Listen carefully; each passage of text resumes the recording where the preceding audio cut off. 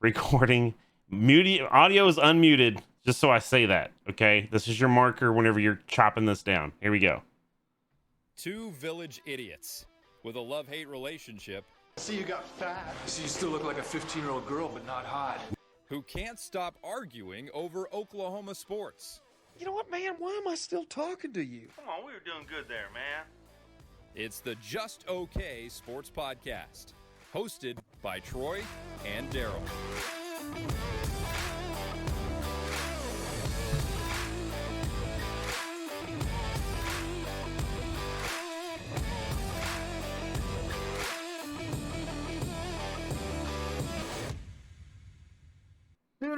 Thunder Nation, we are back. This is the Just Okay Sports Podcast. I'm one of your village idiots, Daryl. I'm here with my brother, Jared, a.k.a. J. Rodicus, and the man, the myth, the legend, Mr. Corporate, Wolf of Wall Street, Troy. Fight is back in the house, giving us two village idiots, and... Yep. Well, no. Can we just say this? Jared is now officially a village idiot. I made it. Okay, so for those that don't, I'm going to own it, okay? I'm going to own it, all right? I'm going to own it. So for those of you that don't know, as he kind of said, we are streaming this live on Twitch. So if you want to drop in, twitch.tv/JRodicusCL1, right? It'll be posted, linked, whatever. I did not unmute my audio. So we recorded the first about 10 to 12 minutes of this with muted audio because I'm an idiot. So I'm probably going to go cry in my shower for about 3.5 hours after the pod for the mistakes that I've made. So that's fine. It's fine. We're going to glaze over it. Yeah, we've got a lot of good stuff to talk about. I'm really tired of you guys' negative attitude, okay? I'm going to need you to check it, all right? Let's get into this. Let's get into this. The only negative attitude was I'm just glad my mic didn't work for like 20 seconds, and you're giving me all kinds of crap, and then we go 15 minutes with no mic working. I mean, it's the best bliss ever. Shout out to one of my mods, Pseudo Justin, for the one that was like, "Hey, you don't have any audio," and I was like, "Oh, good, I'm an idiot." Yeah. So somebody in my stream was like, "Yeah, you're an idiot." So that it's fine, but we're just gonna. I'm totally not gonna wear this for a while, but anyway. I am glad that Troy has joined us. Like I said, I know that it's probably hard in between the helicopter flights and the private jets and everything to just stop for a minute and say like, "Hey, I'll hang out with the boys." So, yeah, I'm glad you're here, man. No, I appreciate it. I had my limo driver drop me off at my third house here in Edmond, so yeah. The only downside is that part was better than the original. What was worse was the first time how Jared went, "I'm so glad, Troy." I'm so back. Like you are literally making that. You were one of the people. Okay, you're making drama where drama doesn't exist. I love Troy. Troy. It was a total Spencer Rattler, Caleb Williams situation. See now, no, we're gonna get into this later. No, you're making that. Yeah, we're gonna get into this later because I know everybody's trying to find, like, people are doing like the meme of the Always Sunny in Philadelphia where he's got the board behind him with all the strings and stuff. That's what people are doing right now with some of that, and that's what you're doing. We're not going to get into that, okay? I love me some Troy, all right? I like Troy a lot more than I like you, and you're my brother. So I mean, that's the thing. We're going to get it. We will tell you someday about the Trail of Beards. Oh, it yes. was a thing. It happened together, us three, along with somebody else, Mr. Weehunt. I love you, buddy. But yeah, we won't get there now. But that's where Jared and I, we have the mutual hatred for you, D. Yeah. Yeah, that's true. It's going to be 2-on-1 almost every single podcast that you guys are both on here with me, and that's fine. Which, by the way, if you are liking this or if you get to the end of this and stick around for it and you like it, don't forget to subscribe, follow, like, leave a 5-star review and comments so people can also find this podcast. We'd love for them to be a part of it. Please follow J. Rodicus ZL1. He's got a great stream that doesn't just do this podcast, but also does tons of gaming stuff. He's really good at it.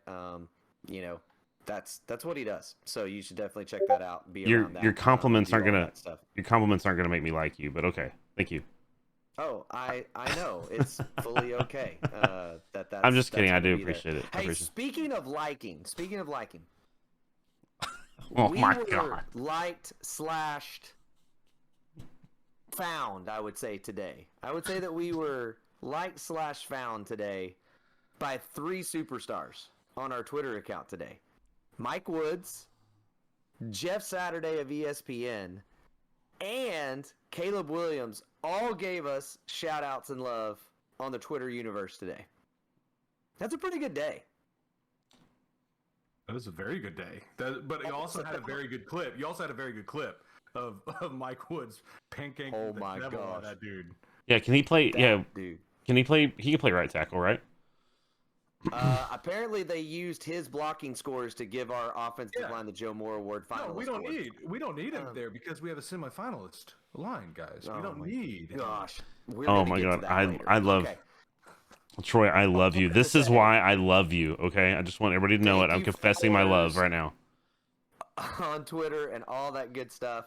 And again, thanks Caleb Williams for finding us. And Caleb Williams found something else: holes in TCU's defense. That's what he found. At an 18 of 23 on his passing day, 295 yards, 4 touchdowns, 9 carries, 66 yards, and a TD. Not a bad debut for Mr. Caleb Williams. So, I see that. That was a 7.2 transition. Your previous transition was a 6.5. That was a 7.2. Correct. The transition that was muted, but yeah, go ahead. Sorry. Yeah. Yeah. The opening technical support on this was definitely a 0 out of 10, but that's fine. We're glazing over it. Okay. But hey, did we have video? We did have video, so you can see all of us just going. 1.2. That's an easy 1.2. Oh, okay. Yeah. The video was on point, guys. You looked handsome, but out of 20. But yes, 1.2 out of 20. Yeah. So anyway, again, as we kind of review, obviously from the TCU game, the story is Caleb Williams, how it all went, what he looked like, et cetera, et cetera.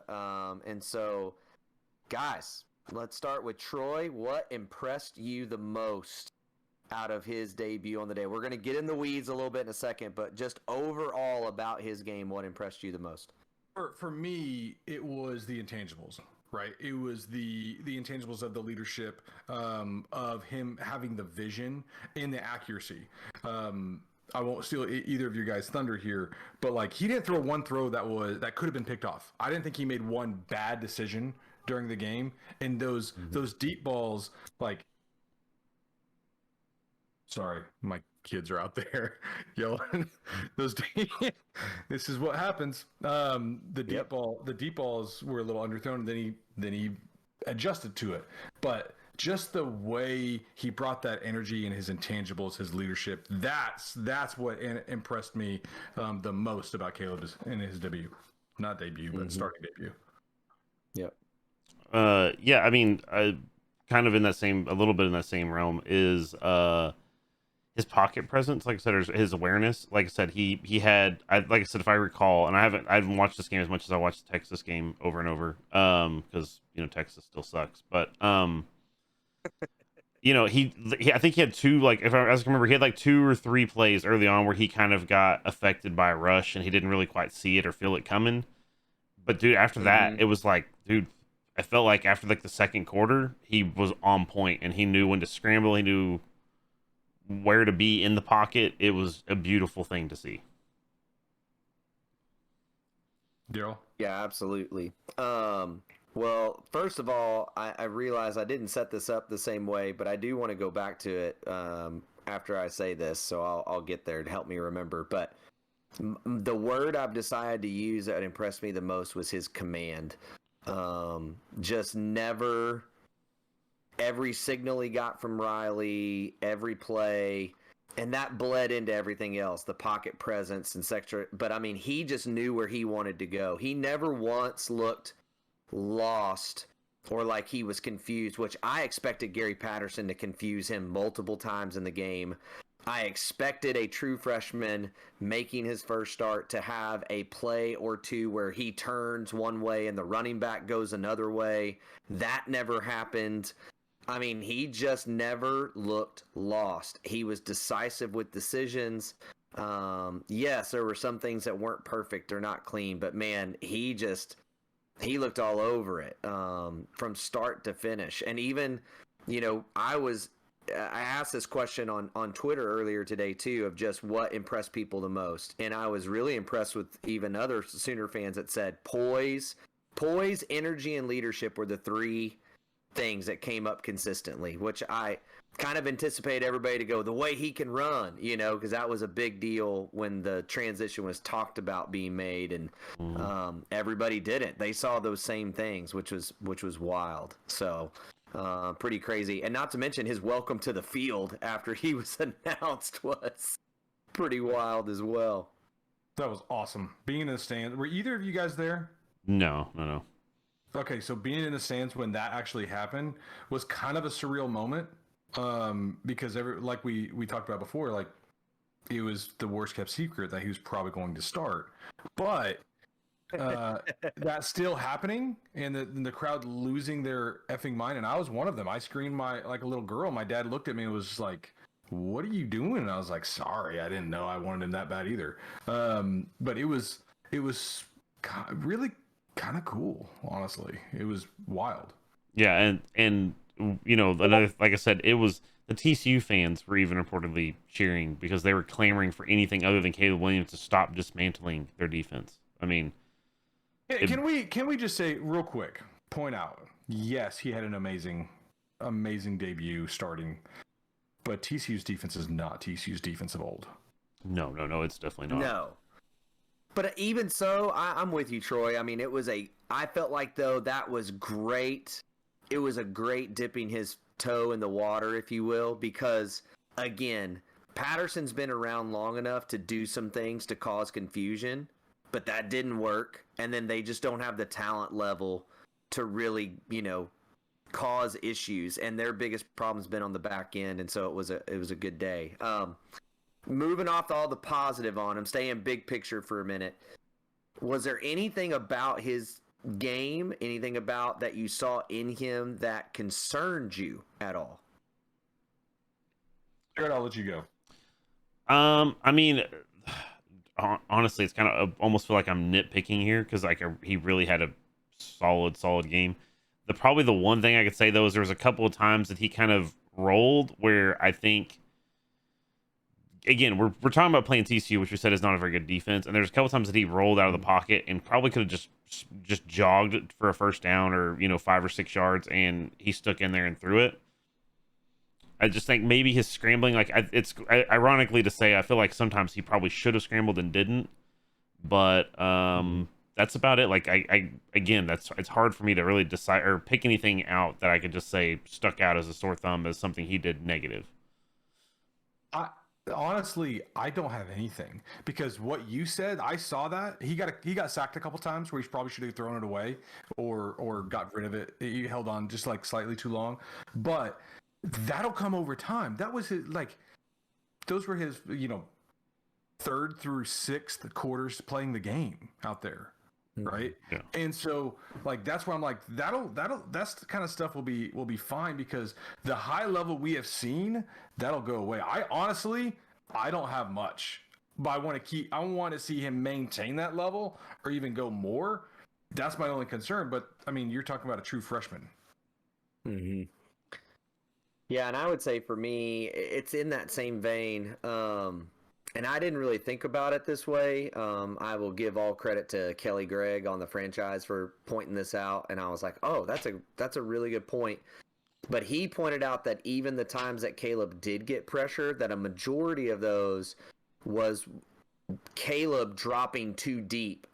And I didn't really think about that. But, as a tackle, if you get a speed rush on the edge, you basically try to take the momentum, right? Shove them out and let them come all the way around the quarterback. But if your quarterback is 12 or 13 yards deep in the pocket, then your quarterback's dropping to right where you're taking that rusher to, if that makes sense. And so, again, while his poise and pocket presence I thought was great, that was the only thing where he kind of drifted at times just a little too far back and would let himself actually have the pocket if he would just settle at 9 or 10 yards, on those drops. But again, like Troy said, this is, his first 6 quarters of real football, and he didn't play his senior year of high school. These are the first live snaps in over a year and a half, 2 years. I mean, it's unreal how well. Isn't that wild? Isn't that wild? He goes in and does that against Texas and TCU and didn't even play his high school senior year. No, it's unreal. Go ahead. Sorry, go. I was just gonna say I was so excited after the game that I went straight home, sat on the couch. My wife's like, "Hey, how was the game?" "Cool, I'm watching it," and I turned it on, and I immediately watched the game back again. I wanted to hear what Herbstreit and Fowler were saying, and Herbstreit, good lord, he had like a he likes Caleb Williams. Well, and that's that's the thing. He highlighted that Caleb, every single huddle that happened, every single he was always on the sideline hyping people up. He wasn't the guy that said, "Oh, I finished my series. I'm going to go sit on the bench and talk to the receivers, the running backs." He was out there. He said every single time that there was a huddle, there was a timeout, there was a break, he was up and down the sideline talking to people, and that is a rare thing. And by the way, just real quick, Appalachian State just beat Coastal Carolina. Wow. Coastal. You can see that on my TV right now. They're storming the field. So I feel bad for you guys, Coastal. Yeah. I feel bad for you guys. But anyway, yeah. Sorry not to get us off track, but yeah, I mean, it's Herbie obviously, and that's what led us into people talking. I think actually it was Fowler was originally the one that brought up the whole Heisman. Said what are the odds if he plays like this the rest of the season? What's the odds that he's going to be have a chance at the Heisman? Mm-hmm. So and Herbstreit was actually on a podcast this week pushing that even more. He said that he fully believes that Caleb will be in New York, but not win it. But he believes he'll be invited to New York by the end of the season. I don't even believe he should be. He didn't play the first 5.5 games. I don't think he should be in. Well, even if he goes nuts. I don't want to be a traditional, hardcore tradition, because I hated the Adrian Peterson can't win because he's a freshman, all that. But here's the thing. Who has established themselves? I don't disagree. Mm-hmm. I don't disagree. And because of his story, not playing your senior year of high school, going to a school that had a Heisman finalist, going to a school that had what was supposed to be the first pick in the draft, and you stole his job and you lead OU to an undefeated seat. They can't ask for more promo stuff than that for the Heisman ceremony. And really honestly, not to say Caleb doesn't seem like the guy that wants to have the spotlight on him all the time. I mean, I'm sure there's part of him that doesn't mind that, right? But he doesn't seem like the guy that's like, "Oh, look at me, look at me, look at me." But he's kind of built his own mythology, right? He didn't play senior year football. He said, well, I don't know, a few times that I've seen where he said, "I would have walked on at OU because I believe in Lincoln so much." His father said that as well. And yeah, and said we don't care if Brock, because Brock Vandegrift was committed when he committed, or was being recruited, and said, "I don't care. I wanted to come play at OU." So it's some of those things. Those are the things that that media can get a hold of and build up the mythology of who you are, and suddenly you go from a guy with middle of the road stats, but you win the Heisman, right? So, which if he makes it to New York, like you said, even if he goes crazy, he's missed 5.5 games. His stats at the end of the year are not going to look like what Bryce Young or I don't even know who else is even in the conversation, and that's part of it though, is nobody stood out this year. You don't watch football this year and go Well, here's what's sad. There's one guy that has stood out, in my opinion, and this is going to tick a lot of people that listen to this podcast off. Oh. He's just not being used, and that's Bijan Robinson. Thank you. Dude. If Sarkisian would just give that guy the freaking ball, he would be at New York, regardless of whatever their stinking record is. That dude is unbelievable. Here's what this is like. You both of you know, I hate Texas with a burning passion. Yeah, but we all do. When they obviously, we'll get into this a little later, I'm sure. When they lost to Oklahoma State, they were I don't remember who was even the comments, well, Bijan, he had a chance at the Heisman, but not now. And I was like, why? He's the only reason that this team is where they even are. Bijan Robinson, if you it's not Casey Thompson. It's not Casey, because they started saying Casey Thompson's the reason they start winning the games. Remember, they lost, and then they started utilizing, brought Casey Thompson in. It's not Casey Thompson. Casey Thompson kind of sucks. It's Bijan Robinson. He's the best player in America, and I fully believe that. Daryl, what did I text you right after the game or towards the end of the game?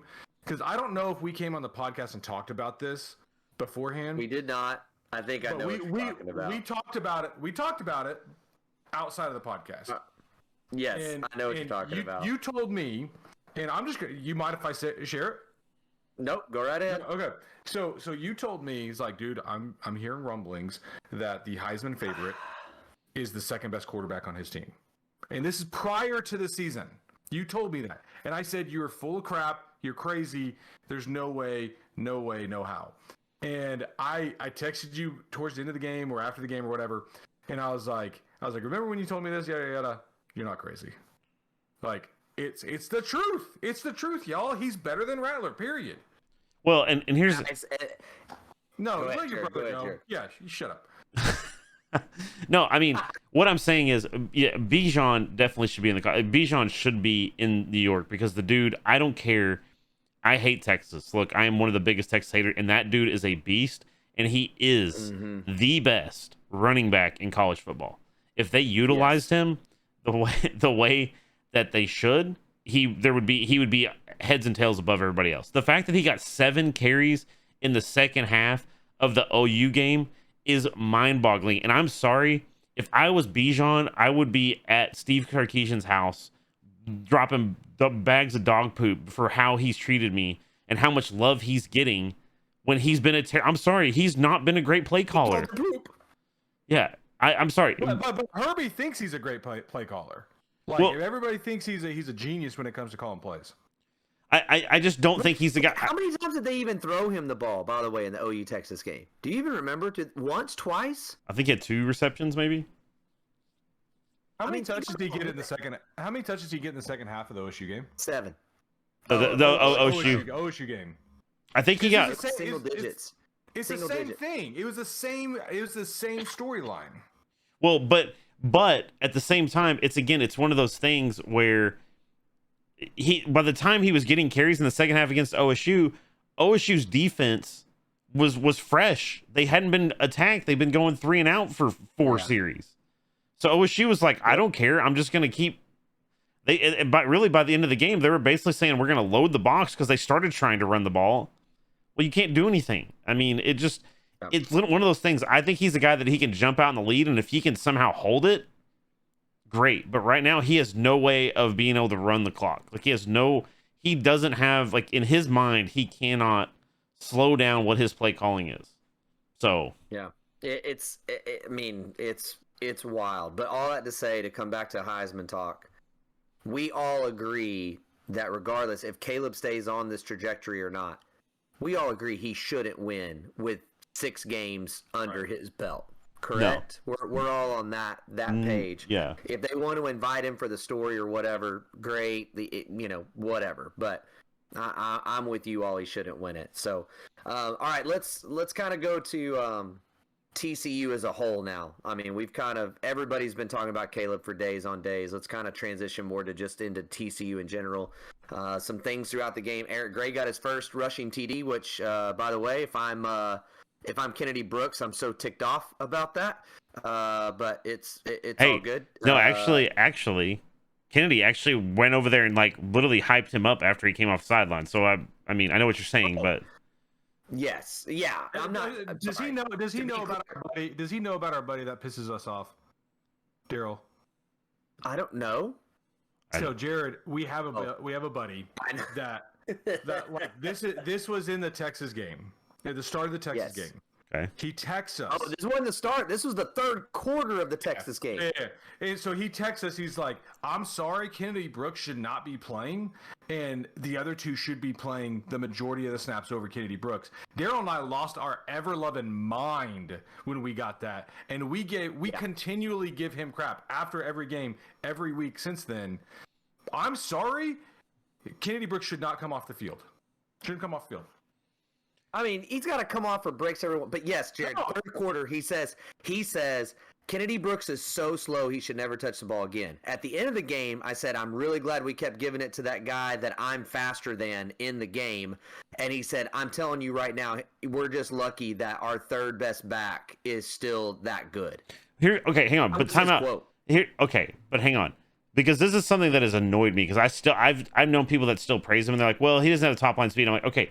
He probably isn't as fast as Eric Gray. We'll just say it. He isn't as fast as Eric Gray. Oh. But also, if you watch, he out like in the TCU game, there was one play where he ended up getting tackled, but it took the corner that wasn't too far behind him, about 40 yards, to catch Kennedy Brooks. Kennedy Brooks is just that dude that's a lot faster than what he appears to be running, right? Yes. He's got another gear. Yeah, and he he's not gonna be able to burn everybody out of their shoes. Like, that's not what's gonna happen. But dude, the guy is solid. No. But Eric Gray, his vision's different. yeah, and hopefully as the offensive line gets a little better, hopefully Eric Gray can start to use his athleticism, because we have seen flashes of him. Like, that's what, if you go back and watch like the Texas game or the TCU game, there's a lot of plays where like he just gets shoestringed. You know what I mean? Like, he's kind of had a bad run of luck where it's like he got shoestringed on by the last guy, and if he can shake that dude, it's a beautiful play. But anyway. Yeah. I mean, look, Eric Gray is fun to watch and all those things, but I mean, even the TCU game, and I almost put a photo of it, but it was like, why pile on the guy? Leave it alone. But I mean, he's got a hole that if he cuts right, it is wide open green grass, and Gray probably goes to the house. Instead, he literally cuts left into 3 TCU defenders. I mean, his vision's not the same, and it's such a key. So yeah, that running back wise, that was great. I was excited for Eric Gray though to get that. I mean, he's kind of had the same thing. Came in as the guy and then has kind of lost it to Kennedy Brooks. But Jaden Hazelwood is looking healthy. First TD that he's had against an FBS opponent. Had 3 on the night, so he kind of introduced himself to the world, and it's obvious that him and Caleb know where each other are and what they're looking for. So it was a great night for him. Oh, which by the way, I do want to highlight one of those. I think it was the second TD pass across the middle was very reminiscent of me to Kyler Murray throwing to CD in the Big 12 championship game, and it reminds me of a tweet. I don't remember who said it, but they said Caleb Williams is a full-size Kyler Murray, and I thought it was just hilarious. I thought that was hilarious. Shout out to Pseudo for telling me that. I do have a issue though, and it's something that you told me before, Daryl, and it's stuck in my mind and I can't get it out of there, and it's so annoying. Oh Lord. If you notice his touchdowns, like that he gets, outside of the one where he's in the back of the end zone, they just let him go. He doesn't ever get separation, guys. He's not getting separation anywhere, even on the back shoulder throw, the quick slant, right? Like, those are beautiful, unbelievable passes right here, right where they're supposed to be, right? But he doesn't get much separation. Yeah, I mean, there was one round the night that he did, but he still is definitely not creating a big gap in between there. Sorry, Jared, go ahead. Well, I was just gonna say, I think part of that, I mean, I think he's trying to relearn himself, because obviously he's had two ACL injuries now? Something like that. But I mean, I don't think he has his top. I mean, he doesn't really have, I don't think, as much top end speed as what he used to have. And I think that's kind of what he was when he came in. That was kind of his deal. He was kind of a burner, quick shift guy. And when you get a knee injury, you lose that a little bit. So, but I mean, honestly, you're right. I mean, he doesn't get as open as he should. But he definitely displayed his hands, and that's, I think we were all kind of starting to even question that. He had a couple drops where you were like, uh-oh, like, as he got the yips. But that game, I mean, the one-handed back shoulder catch was great. And he had another one that was a really strong contested catch in that game as well. So, I mean, as long as you're doing that, I mean, keep doing what you're doing, man, and get it going. So I got a transition for you. How about a contested catches with Quentin Johnson taking it from Eaton in the end zone, and then his celebration is like, that was dirty. Okay, man. Well, and I've got to say something about that, because I'm hoping some people from the Discord or in chat or would listen to this. People were losing their minds, and I was like, dude, that's just a freak play. Like, I'm not saying he shouldn't have intercepted it, but that's just one of the probably top 2 or 3 receivers in the Big 12. Making a play as one of the top 2 or 3 receivers in the Big 12. Like, just chill for a second. Like, everybody's like, he should have been. I was like, dude, I'm sorry. That's just a play you got to let go. But anyway. Yeah. I mean, we'll definitely get in that as we move to defense here in a second. I want to circle back to Caleb Williams somewhat here within all that, 3 TDs also. How do y'all feel Lincoln's handling of the Spencer Caleb saga is going, in your opinion? Start with you, Jared. I mean, okay, so I've thought a lot about this, because it's been kind of awkward, you know what I mean? Because, like, Caleb just set a record-breaking game, and it was like, oh yeah, he played a pretty good game. It's like, bro, he played better than a pretty good game. But here's my thought. I think a lot of it is he's having to try to play a little bit of politics right now. He's probably trying to keep Rattlers somewhat happy, keep Rattlers' family happy. He doesn't want to go and say anything that can be misconstrued as him bashing Rattler or diminishing Rattler's abilities, right? Like if to be honest with you, and I don't, Rattler's probably going to get drafted. If he stays at OU, I think he still gets drafted and probably gets drafted in the first or second day because GMs love his arm. He's got amazing arm talent. So if Lincoln can keep his mouth shut and not say anything that's going to diminish that stock, then you're still going to get a draft pick, right? And you're still going to have a kid. If you can keep Rattler happy, you're still going to have an NFL guy that can go and help you recruit and say, yeah, no, I love OU, right? Like, I think that's what he's doing. I think he's having to kind of play the field a little bit and say, I got to keep everybody, like he's trying to keep both parties happy is basically what's happening. So I wish he could just be upfront and honest and brutally honest about it, but I just don't think that's realistic. So I think it's just I think he's doing what he has to do for the long-term play. I completely agree. He's just playing politics here.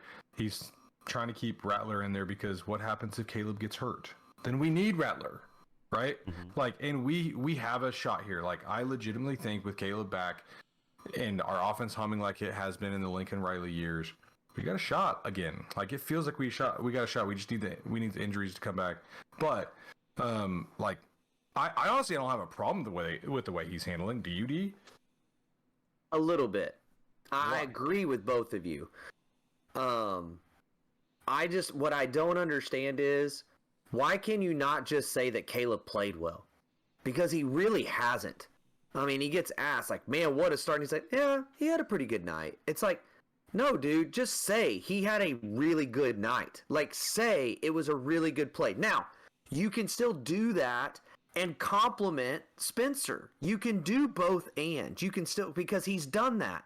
Hey, we got two great quarterbacks. We got two guys that are back. Like, you can say all those things, but say, hey, Caleb had an opportunity tonight, and he took full advantage of it. He took what, I mean, but he won't say any of those things. Like, the other night he was asked, and, like, the first thing out of his mouth was, he's got some things he's got to do better. And it's like, okay, bro, you don't have to say it was a perfect game. Like, you don't have to, like, fawn all over him, but to go, yeah, Caleb had a very good night, you know? And when you're asked about the Spencer deal, go, man, Spencer looked great. And if I'd have had to go with Spencer, I have full confidence. And I know this team can still go all the way through. And like, I just don't understand why he almost poo-poos everything Caleb does, it feels like, in almost every interview moment that he has that he's asked about Caleb. And I understand he's got to keep Spencer engaged. I just now, from some other podcasts, and Jared and I talked about this last week, some things I've heard about Caleb's personality, I can almost see like Riley's had a meeting with Caleb and said, hey, you and I just need to be on the same page and don't worry about what I say in the media, and that they're probably good. Do you think though that it could be a situation where like he heaped praise on Rattler too early and he got this big head and he doesn't want to do the same thing with Caleb? Maybe. I think there is a... Jared talked about this earlier, and I want to be very careful how I say this. Any guys competing for a spot always have an edge towards each other, right? Like, you're usually not besties when you're fighting for one spot, okay? That's a reality. Though I have heard enough and talked to enough people to know that the edge between Spencer and Caleb is pretty intense. And even like... I don't remember if it was, I think it was the podcast. It was Sooner Scoop's post-game podcast that Eddie talked about. There was a point on the field, even pregame, that it was unbelievably awkward how you could tell both of them went out of their way to avoid each other or looking at each other at one point, you know? And again, I think that just comes with competing for a spot, but I do think there's an edge enough there where he's trying to keep the peace in that a little bit. Yeah, I mean, I think it's obviously like it's a fragile situation, which actually one of the next notes I actually put, I actually saw Caleb has been, what's crazy about this all is Caleb, somebody tweeted out, I don't remember who it was somebody big in the media and I can't remember, I'm sorry, I forgot, but they tweeted out, Rattler's still better than 99% of the QBs in college football, and Caleb Williams retweeted and said 100%. Like, yeah, Caleb's not, at least publicly, isn't throwing gas on the fire, right? Like, he's actually trying, it seems, again, publicly, it's hard, nobody knows what's happening in the locker room, right? He may go in the locker room and just dish on him every day, but right now he is just praising him And That's what's also leadership. That goes back to the leadership we were talking about earlier too with him. yeah, I mean, again, that's what I was talking about. There's the reason. This is what's funny is there was, I don't remember. I think it may have been the Texas game where they were like, Spencer. They actually said, one of the announcers said Spencer reminds me of Baker Mayfield. It's like, dude, Spencer reminds me nothing of Baker Mayfield, and Caleb Williams does. And Baker, for those that don't know, Baker is my favorite player, pretty much of all time. Oh, I just love you even more, Jared. You know how I sign off. Yeah. Yeah. Baker is my best player or favorite player, and I don't even think he's the best. I just love him because of his intangibles, like we were talking about. So anyway, Caleb has that. Caleb's the guy. If you remember Baker was the guy that was going to the defensive huddle when the defense was trash and saying like, "Let's get it, boys, get a stop." Right? Like he was that guy, and from all accounts, Williams is the same dude. So Yep. that's just something you can't coach. That's not something you can teach. That's just something that you just have. So Here's just hoping he doesn't grab his nuts against Kansas this week. oh yeah, Correct. let's hope Caleb. Let's Correct. hope Kansas just shakes his hand and takes the L. Let's hope that happens. You know. Oh man. Well, let's move into this now then. It's I coming. don't know if I can read it. I don't know if I can get Stop there. making those noises. Against TCU, the O-line looked a lot better. Can you? I'm sorry. I was just noticing the audio. I think it may have muted for a second. Will you say it just again? Just because we were having difficulties earlier. I want to make sure we get it. Can you say it again? Yeah.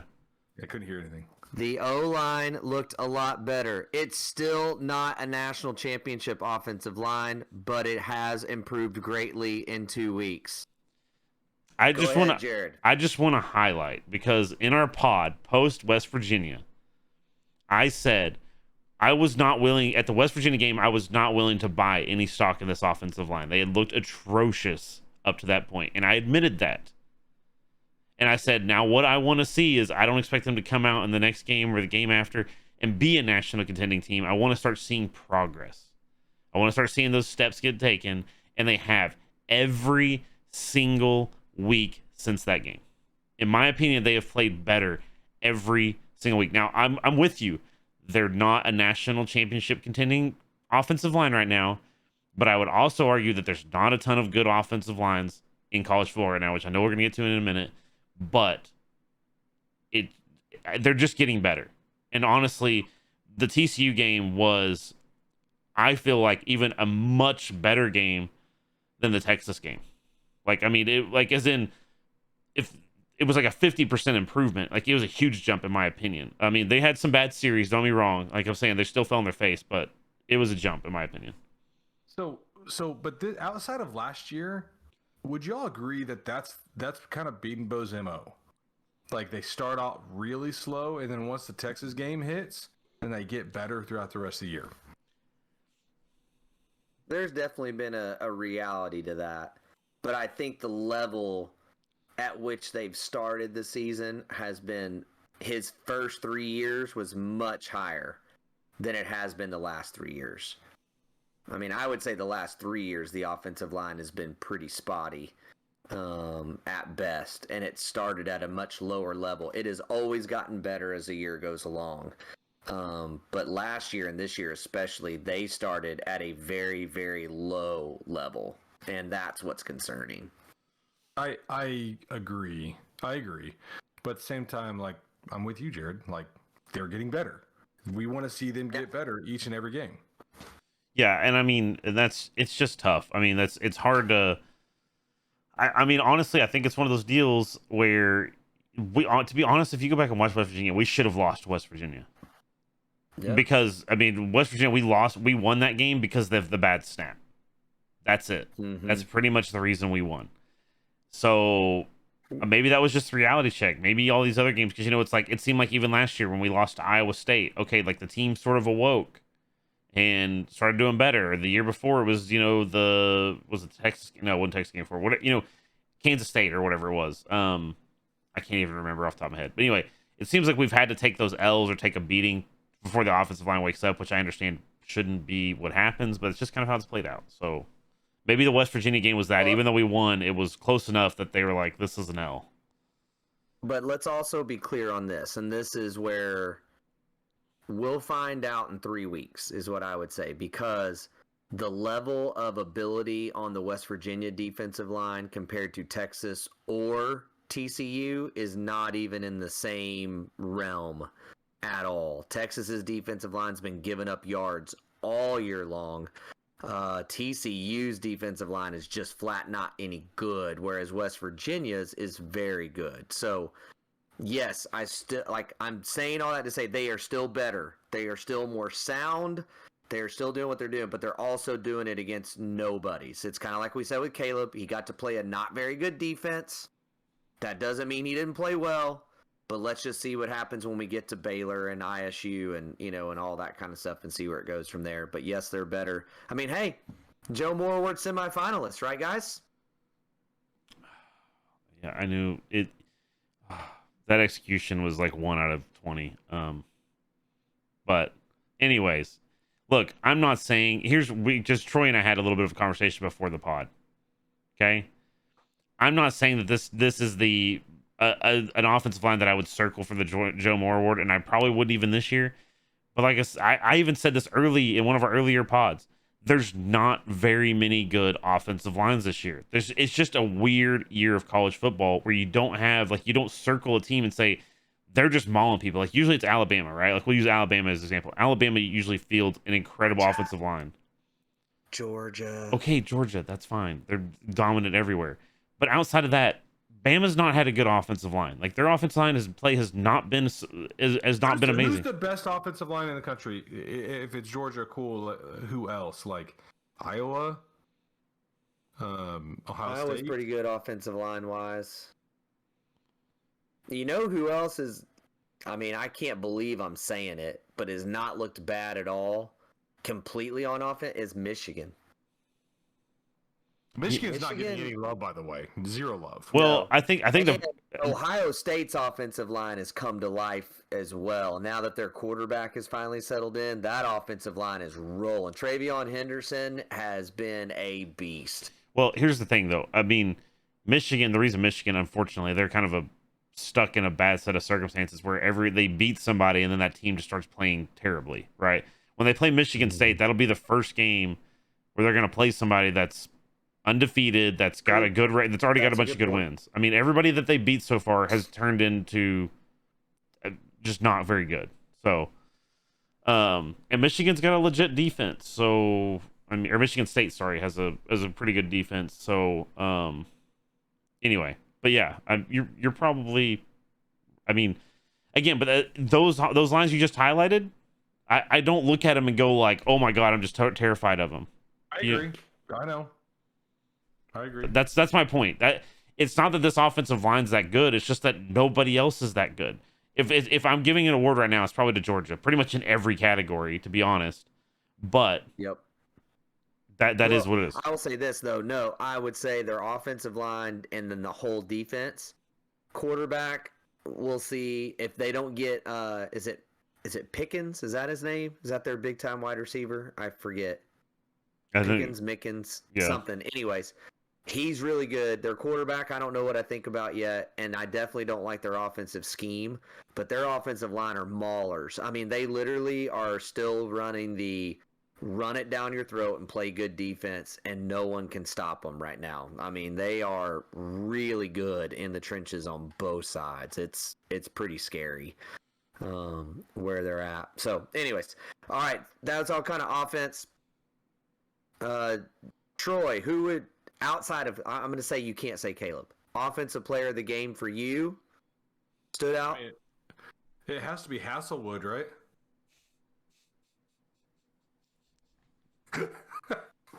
Oh my god. I love you. I love you. I just want you to know. Everybody that can't see, Daryl is like cringe level 9,000 right now, and I'm absolutely here for it. So no, I'd go Kennedy Brooks, and I know it's Hazelwood. That was just for your entertainment, Daryl. But I'd go Kennedy Brooks. So much. Yeah, I'm actually I would say, well, I was gonna say Kennedy Brooks, but I tried to pick somebody different. So I'll go Hazelwood. I'll even ASMR that for you, Hazelwood. Hazelwood. I mean, again, just because I'm hyped for him, maybe this will give you the confidence he needs, because wide receiver's success is a lot of just confidence, right? So maybe this is the confidence boost he needed. I watched the post game interview, and he was very, very hyped that he got some touchdowns and had a game. Like, he was like, I haven't played like this since I was in high school, and I don't know if you can tell, but I am on cloud 9 right now. So that was cool. So let's see. Hopefully he kind of takes that momentum and starts to really ball out, because that's what everybody's been waiting for. So yeah. And just to be different, I'm going to go with our Twitter sensation, Michael Woods, even though he had a drop touchdown pass. But that pancake block he had was ridiculous on the edge. It was so dirty. In all honesty, if I really was going to go off of year 2, I would actually say Marvin Mims. The amount of big plays he could have had, but got tackled before the ball got there because he was just beating people left and right. I mean, there's no telling what his day would have been if they don't DPI him the whole game. And so he definitely was a game changer. It's the first time all year that a quarterback at OU was seeing that single coverage and him beating the guy downfield. yeah. Yep, 100%. 100%. So let's talk about what wasn't good, and that's the defense. How we feeling about this, boys? Let's start with you, Troy. I will do the glass half full on this one. Okay. I won't go Dark Daryl. I'm saying, like, how many injuries do we have on the back end? Now, I think we have some concern in the front 7 and the pressure we did not get, but the back 7, and with 2 fluke touchdown, big touchdown plays, fluke touchdown plays, one caught with a thigh, one taken over, that was an interception. Like, that's just those are 2 unbelievable plays. I really think we just need to get healthy in the back end. By the way, weren't both those plays against Davis? Am I right in thinking that? Or no, one was Eaton. No. One was Eaton. Okay, One well, was like Broyles. No, it was Broyles and Bowman. It was Broyles and Bowman. Oh, yeah, There was Bowman. 3 DBs over there. Well, I can't remember. here's what I was saying, because I didn't watch. I haven't gone to watch back the whole game again, but I'm kind of with Troy on this. So I was like, the play where he caught it with his knee, that player's really not making. I think it was Bowman did not make a very bad play on the ball. Like, he swatted at it and he was trying to get it, and he got tripped by, I think it was Broyles falling below him. Yep. It was just a bad set of circumstances. People are like, well, he should have been looking for the ball. It's like, dude, he's there. He's literally swatted the ball, and the dude still caught it and ran it for a touchdown. You can't do much more. And the touchdown is just, again, a freak play. I'm sorry. You just got to let it go. I'm going to say, look, we've got some injuries. Hopefully they get healthy in these next few games. It's not a good look that it makes you feel like you're thin now in the secondary. And like we were talking about earlier, the front 7 didn't. To me, the defensive line was like either on fire or just disappeared. There was no in between for them this last game. So I mean, those are things you got to address, but it's a hard one to diagnose. I'm gonna say, I think your question is it this bad? Is it bad, or was it just a bad game or whatever? I'm just gonna say, like, it was a bad game. It was a little bit of a letdown, emotional sigh, I guess, after the Texas game. After that, because they played lights out in the second half against Texas. So I think that's part of it. So that's my take. Yeah. I'm going to go even more than glass half full. I'm going glass like 90% full. Let's break it down. We know the Joshua Eaton play. That should have been an interception, just a freak play. You got the knee play that we already talked about. You also have another touchdown that was long to Quentin Johnson where Billy Bowman is one-on-one coverage and is actually in great position, just never turns to see the ball, right? Quentin Johnson catches that one. And you have a fumble recovery that should be returned to the 2-yard line or possibly for a touchdown, and Deshaun White can't keep a hold of the ball and gives them the ball right back. That play alone changes the whole dynamic of that game. His tweet. Did you see Deshaun White's tweet? No. Oh, you have to go see it. He rates himself in Madden and gives ball security a 20 out of 100. Dude, that is awesome. Dude, that is awesome. So, I mean, yeah, you take all those plays, you take the fact that your starters are not out there, Billy Bowman playing corner more than Latrell McCutcheon on the night. I mean, it was obvious they were just scratching to try to find somebody to play DB on the night. So I feel okay. I am a little concerned that we've seen a couple of offensive lines that are a little bit better, and our defensive line doesn't seem to get the same amount of pressure. I do think there's something to that. I do think the linebackers are improved. So again, if they're hitting on all cylinders, they're going to be super deadly. That's for sure. But I felt like a big chunk of this week was that. Now, at the same time, my 20% off or my 10% off is we also, though, had bombs dropped all over us against Texas. So that's 2 weeks in a row that you've kind of just been torched in the secondary. And how long can I just keep saying that it's flukes as opposed to a reality? Well, and I mean, yeah, I mean, this is also one of the better, honestly, because I mean, they have some receivers at TCU and Texas, right? Yeah, he's for real. So, yep. We got to take that with a grain of salt, right? Like, I'm not saying that it dismisses it, but I mean, some of those receivers, like Xavier Worthy and Joshua Moore, even at Texas, I'd put up against a lot of secondaries. So, yeah, it's not just OU, right? But anyway, that's kind of how I feel. Do you think Grinch's scheme is getting figured out at all?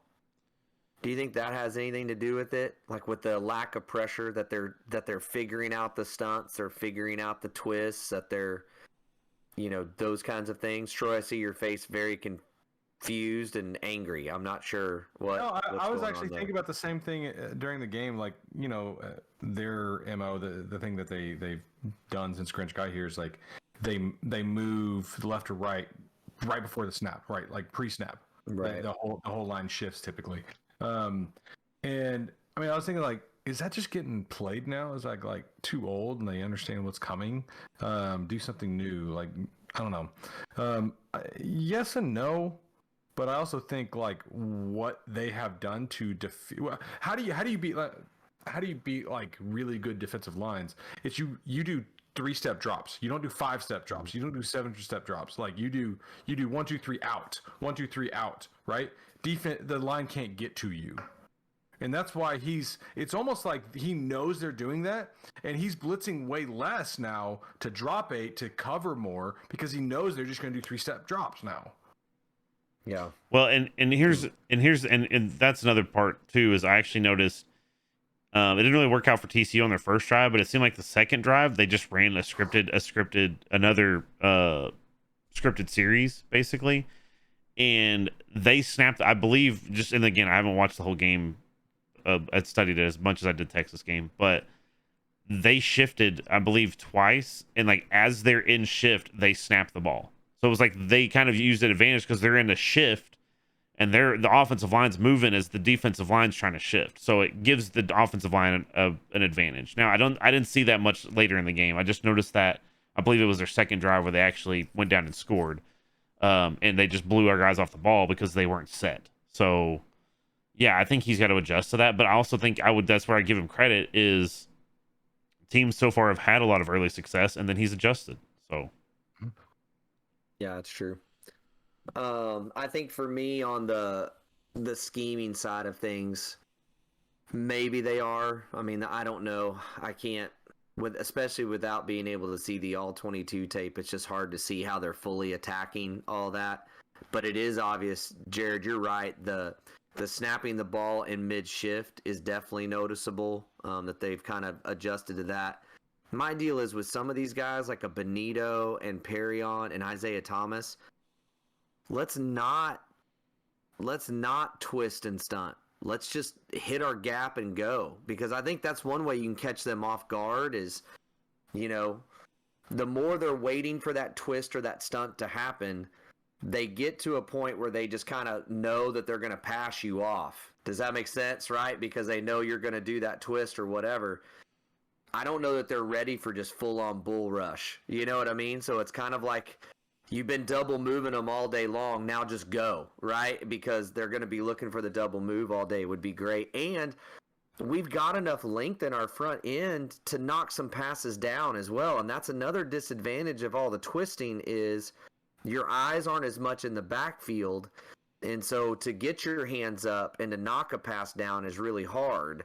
Whereas if you just turn guys loose and let them go, even if they don't get there, they can't affect it. I mean, Grimes had the knockdown on the twist, but he was completely free when he got around on that twist and knocked that one ball down. But I think those are some things that possibly they can do to keep their same calls, but just not twist as much on the upfront. Let their talent just go out talent their talent, and give them a chance to do that. Well, and one other quick thing I also want to highlight that we didn't mention earlier as something that the defense should have had is a safety. There was there was 3 holes, and then one on Benito was absolutely absurd that it didn't get called. He got tackled. He blew that dude out of the water and got just ridden to the ground. And what's funny is the ref is literally standing less than 5 yards away and doesn't call it. I mean, that should have been a safety. That was pretty bad. Exactly. I mean, and again, that's about 5 plays we've highlighted that if those go the way people are in position for them to go, now all of a sudden that game is 77-20. I mean, literally, like that quickly, it's a game changer. So, we'll see. Jared, who did you have for best defensive player in the game? Who stood out to you the most? I'm gonna go with Benito. I think like I said, he should have had a safety. I mean, and he seemed like when he was able, I mean, he was wreaking havoc even when he wasn't. For one, again, I actually picked him, I believe, as my player before the game, so I just want to highlight that. But anyway, that's true. He stepped up, and I think he's just progressing, and I think he's just that guy that's making plays when he's not making plays, right? Like he's making plays when he's not involved in the actual stat. I'll put it that way. So, that's who I'm going to take. But also, still, real quick shout outs, Danny Stutzman. I love his Twitter, so I'm just going to give him as a he's my 1B selection because I literally could just stare at his Twitter all day and just laugh. So, yeah, his Twitter game is solid. Troy, who you got? I continually am impressed with Brian Asamoah. He is always around the ball. He is always there. I didn't think he was going to be this instinctive. Now, there are some plays that he gets mixed up in and goes the wrong way or reads it wrong. But dude, the dude is coming on, and he's quicker than I thought he was, and he's got a nose for the ball. Mm-hmm. I like that a lot. I'm going to go with a guy that just now is to the point for me now for about the last 3 games when he's on the field, you notice him quickly, and that's Reggie Grimes. I mean, I know he didn't get tons of pressure. That's a good call. That is, yeah, no, he was. He's just he's holding the edge. He's affecting plays and just starting to look like a dude. And, by some services, he was considered a 5-star, and you can see that with him. I mean, you can see that athleticism starting to take over out there, and it's been pretty fun to watch. So I've enjoyed that a lot. So, all right, in the rearview mirror, we got to press forward into the championship run, and we've got a real test this week. It's Kansas. Yeah. Kansas. Yeah. Jared, what do you think about this one? Do we have to preview this, by the way? I know, right? Yeah, so he's going to win by about 8 touchdowns. Anyway, so on to the next thing. No, to be honest with you, Kansas is a complete and total. I was actually surprised because I was like, what's funny is in the last few years they've actually always had one aspect of their team that was decent, right? Like they had 1 year they had a good defensive line, and 1 year they had a good secondary. It's like, okay, like they've got some things that they can build with, right? Or they can have a little bit of success with. They are literally they are 120th or below in nearly every statistical category. The one that they're not? Consistency, because they're consistently bad. I'm not making that up. They're like 10th or something in consistency rating. I was like, what? And then I thought about it. I was like, it's because they're just terrible all the time. Like they're consistently just bad. So, oh my gosh. Kansas is. I'm sorry, they're a joke. You should stick to basketball. Thank you, Baker, for that quote. So since you love Baker, Troy, who you got, or what are you thinking? I don't know. Like, give me. I guess OU doesn't cover because the spread is so big. but then I wouldn't be surprised if they do cover by 40. You know, like not cover by 40, but like cover with 40 plus. I don't know, man. Like it depends. Like I don't know who we're gonna have back on defense right now, if anybody that's injured. Shoot, man. Like it's Kansas guys. Like what are we doing here? Like here's my prediction. Ready? It's 52-20. 52-20. Yeah, I mean, yeah. And that doesn't cover, by the way. That's not the spread. Like we don't cover at that point. Yeah. I mean, I don't think, and real quick to what you said, I don't think they play a lot of guys. I think they keep resting people because you've got, and they should. Yeah, because for one, you still got Texas Tech the week after, and then you're bye, and then you enter the teeth of your schedule. Oh, that stretch is going to get nasty, man. It's going to get real nasty. Yeah, I mean, I think if OU doesn't score 60, it's because they're just handing the ball off and running clock. I mean, you put 52 up on TCU, and they're significantly better than Kansas. You know, I think, yeah, I think they get up there, and I think they get close to covering. If the defense plays even, you know, about what they played last week and converts on 2 of those plays, I think they win by 40 and have a chance to cover in this game. And I never think they're going to cover when it's a 30-something point spread. I mean, 30 points is a lot of freaking points. I mean, regardless if it's Kansas. Points. Well, here's one thing. They just beat TCU by 21. I mean, that's the thing, though, guys. But here's the thing. Do you think my logic coming into this is Riley going to pour it on Kansas and, you know, Tech even to try to just actually give them a little bit of hype and a little bit of stat padding so everybody will stop hating on OU? Because there's still people.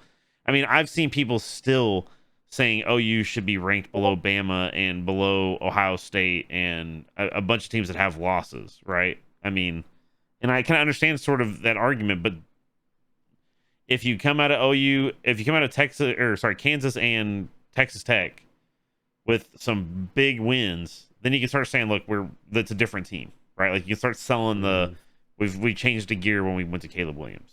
So you've kind of flipped my script in this is now I kind of do, because he has the 6th best odds to win the Heisman now. Caleb Williams does, and Riley's no dummy. He sees this. He's about, dude. I'm flipped. He's about to pour the crap on this fire, and you'll see Caleb Williams goes for 5 or 6 touchdowns, 350 plus total yards, 400 yards, and it's just going to be like, look. And maybe Lincoln like flips the script on how he compliments him. He's like, and tries to get him in the Heisman in New York at that point. Well, and I mean, what do you think? And actually, this is one of our questions in the Discord, so I want to throw this out here quick. The one who knocks asked, "What's the over under for Rattlers? The number of Rattler snaps this weekend?" Such a good question. Over under. There you go. I'll set the over under at 34. 34 snaps is what he's going to have. Yeah. So you're thinking like he's going to come in like before halftime, even maybe. I think third quarter. I think he starts the third and fourth quarter. Yeah, I would go a little. I'd probably go like 40, just because I think they're going to be running the play. They're going to be running the ball like an absurd amount. So there's just going to be a lot of plays. It's not that he's going to be. I think I agree with you, third or fourth quarter. But I just think there'll be more plays run because they're going to be running the ball. I'm going to go like 26, 25, somewhere around there.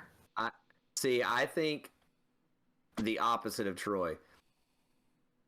Is the score going to get run up? Yes. It's not going to get run up to put Caleb in the Heisman contention. It's going to get run up so Spencer can play.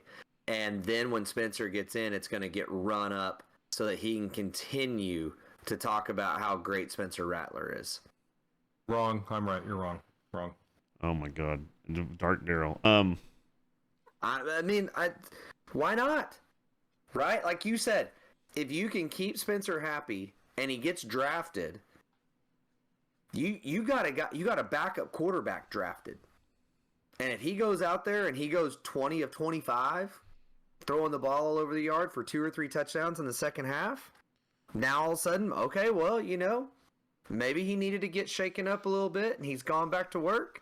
Now we'll take a flyer on him in the second or third round and try to bring him in the organization, and you get to claim he's a draft pick. Think about this. You said you guys have mentioned it twice here. Think about that decision.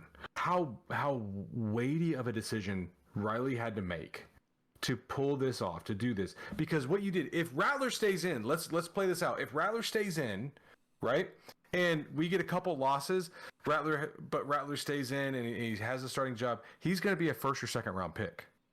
So what Riley did is he cost him millions of dollars this year, legitimately. Well, you say that, but like I said, Kuiper still has him going as a 25th pick. Like he has him still as like when was that? As of when? No, that was they mentioned that during the TCU game. Like during the TCU game, they said Mel Kiper has him as the 25th best player. I'm really curious to see what that his new He also had Brady Quinn going in the top 10, but I'm just saying. Okay, I'm not saying that, but the thing is, but this is the thing. This is what we were talking about earlier. Like GMs look at Rattler and they see a guy. Like, let's be honest. Like, let's just throw this out there real quick. And I don't want to get too far down this road, but Rattler has. Troy and I talked about this before the game. He has more arm talent than almost anybody that's come through OU. I would put him on par, probably just below, but on par with Kyler. Like, he's not as good as Kyler, but he's pretty stinking close. Okay. Arm talent alone. Arm talent alone. Yeah. Athlete wise, he's not. He can't even touch that realm, right? No. But nobody can, right? So, but the thing is, GMs look at him and they say the dude's got arm talent.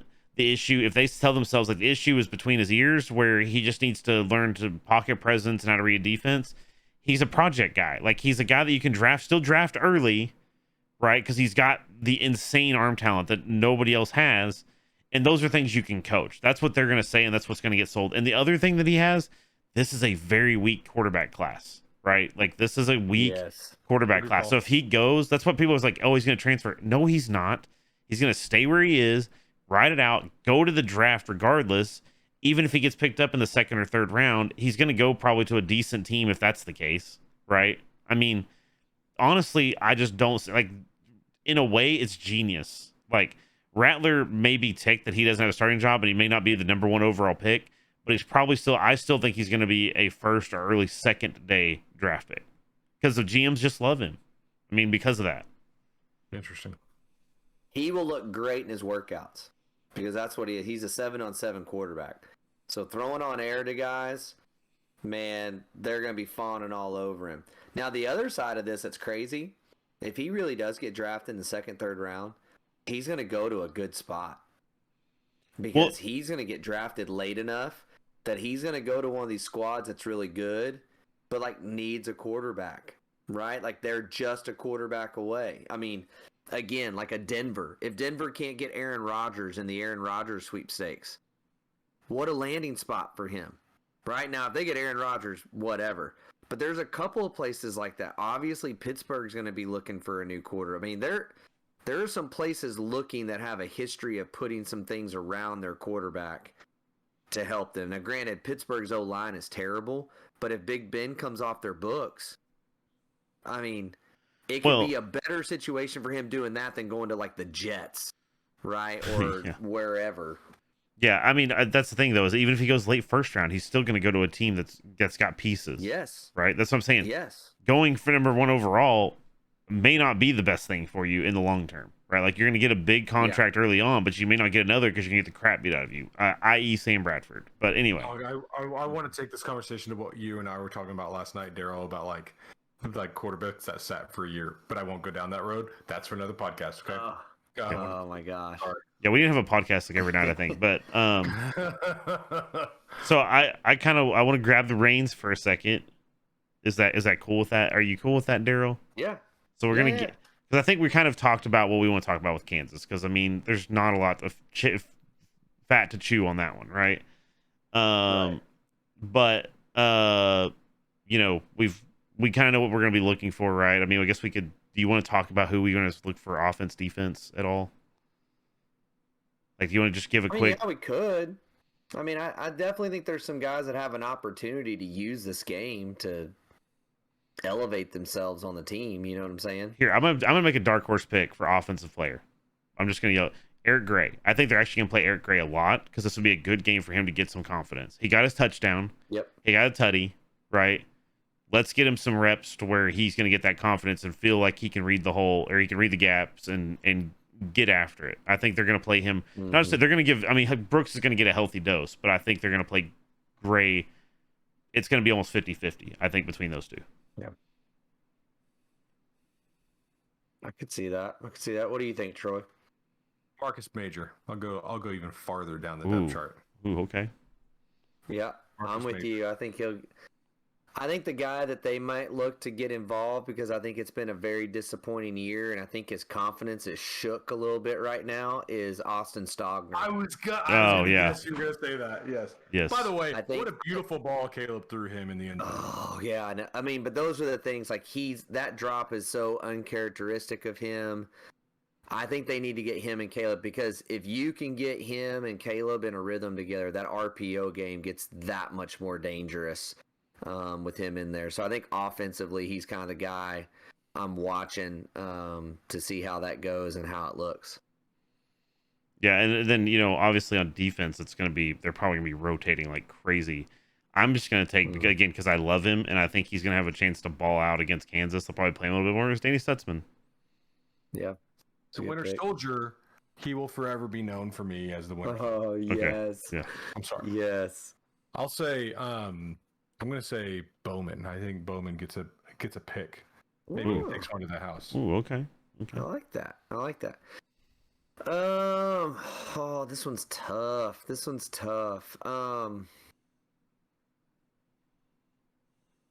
Dang, I can't decide between the two. I'm going to say the guy that shows up and starts to reinsert himself into the conversation of needing to play more is Joshua Eaton. Ooh. If you really look at the snaps he's played this year, he's actually looked pretty darn good. And I think he's got a chance. It's going to be one of those DBs. I hate to do the whole hedge deal, but Latrell McCutcheon's another one I could see getting a lot of run in this game to try to get him more reps and I thought get you him were more going to looks. your boy, Corey Roberson.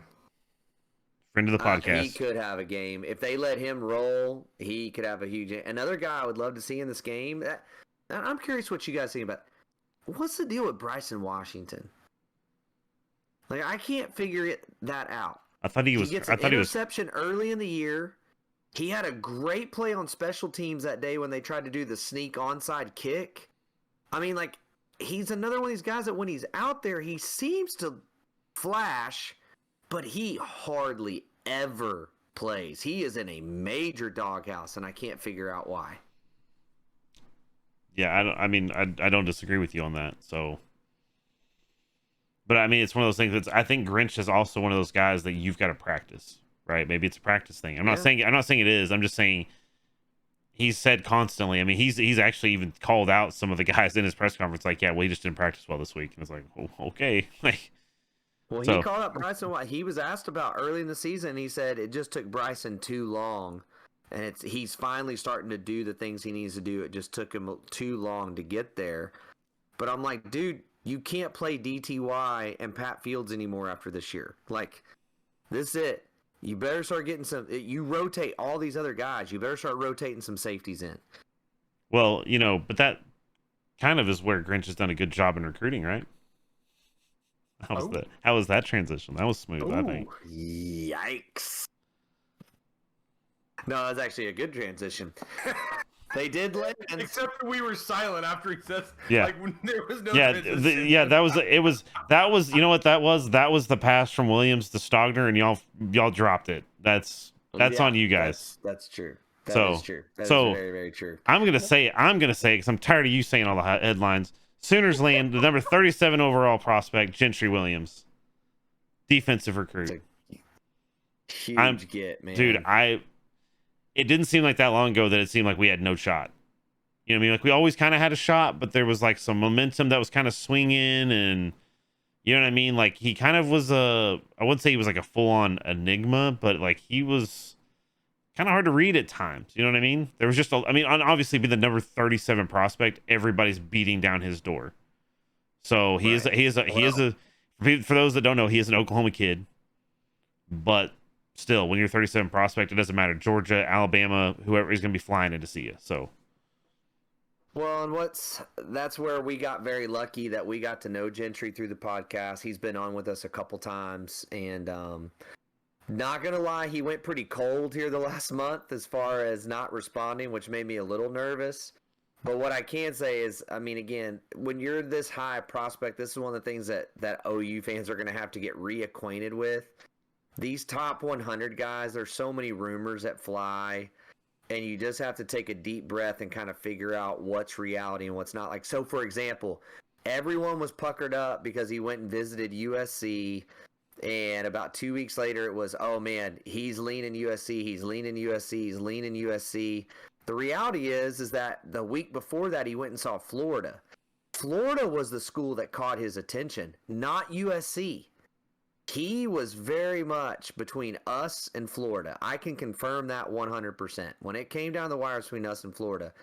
But again, he always was leaning to OU. The farther you got away from visits and things, he was here. But what is huge about it is you're talking about a top 40 prospect on defense. You're also talking about the number one defensive back recruit in the state, which OU has completely failed at for the last 7 years. They needed to buck that trend and buck it fast, and they did with getting Gentry. I'm still not over Josh Proctor, but anyways. No. It's going to take a while for everybody. What is this crap I'm hearing about Dindy? What do you mean about Dindy? Have you heard about this? So we just got Dindy the commit, right? Like last week, I think it was. Yeah. His dad took a job in College Station. He's had that job already for over a year. Well, I just saw some traction with it today or Dude, yesterday or something like that. I've got to say something to that, because this is one of those things. Me and you talked about it before the pod. I'm a Sooner fan through and through. I love Sooner Nation. I love almost all Sooner fans. I'm not gonna say all Sooner fans because I know some that are jerks. But anyway, they find it's the meme of the dude with the conspiracy theory behind him with the Illuminati and whatever. I'm sorry, some of that's just people trying to find something. Oh, he was in College Station. You know what I mean? It happened to Luther Burden though. Yeah. That's true. That was true about Luther, and it happened with War Boko as well. Yeah, and that's why people freak out about it. But no, I mean that job was announced. Shetron.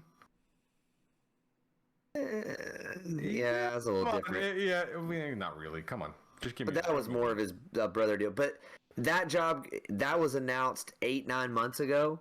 That job was announced. So, I mean, that's not something that's come up in the last week or two. That's something that's been in the works for months and months and months and months and months and months and months and months and months and months. So, it's not a factor. Sorry I brought it up. My bad. No, you're okay, boo. It's fine.